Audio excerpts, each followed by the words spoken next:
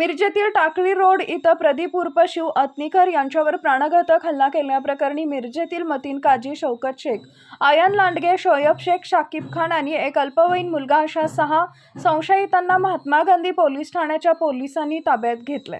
या संशयित आरोपींच्यावर मिरज शहर पोलीस ठाण्यामध्ये गुन्हा दाखल झाला असून त्यांना अटक करण्यात आली आहे। पूर्व वैमनस्यातून हा हल्ला केल्याची प्राथमिक माहिती आहे। सदर आरोपींना मिरज न्यायालयासमोर हजर केले असता मिरज न्यायालयाने आरोपींना 8 तारखेपर्यंत पोलीस कोठडी सुनावली आहे, अशी माहिती मिरजेचे पोलीस उपअधीक्षक प्रणिल गिल्डा यांनी दिली।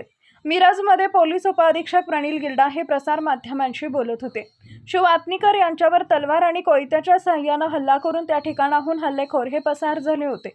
पोलिसांची विविध पथके आरोपींचा शोध घेत होते। दरम्यान महात्मा गांधी पोलिसांचे प्रभारी सहाय्यक पोलीस निरीक्षक संदीप शिंदे यांच्या पथकाने महात्मा गांधी पोलीस ठाण्याच्या हद्दीमध्ये संशयित आरोपी मतीन काजी सहित 6 जणांना ताब्यात घेतले।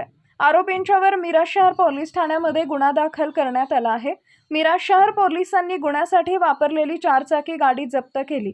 दरम्यान गंभीर जखमी असलेल्या प्रदीप उर्फ शिव अत्नीकर यांच्यावर मिरजेच्या शासकीय रुग्णालयात उपचार सुरू असून त्याच्या प्रकृतीमध्ये सुधारणा होतीये।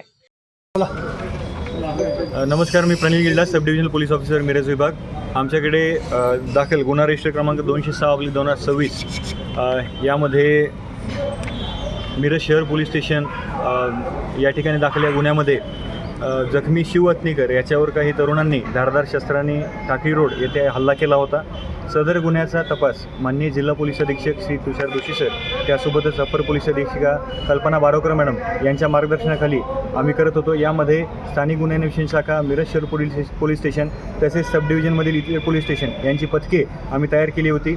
यामध्ये आरोपी शोध घेत असताना महात्मा गांधी पोलीस स्टेशनचे प्रभारी अधिकारी संदीप शिंदे साहेब आणि त्यांच्या पथकाला काल यश मिळालेलं आहे, ज्यामध्ये सर्व 6 आरोपी जे गुन्ह्यामध्ये होते त्यांना आम्ही ताब्यात घेतलेलं आहे। सदर आरोपींना न्यायालयामध्ये प्रोड्यूस करून त्यांची PC घेण्यात आलेली आहे। त्यांची 8 तारखेपर्यंत आम्हाला पोलीस कोठडी मिळालेली आहे।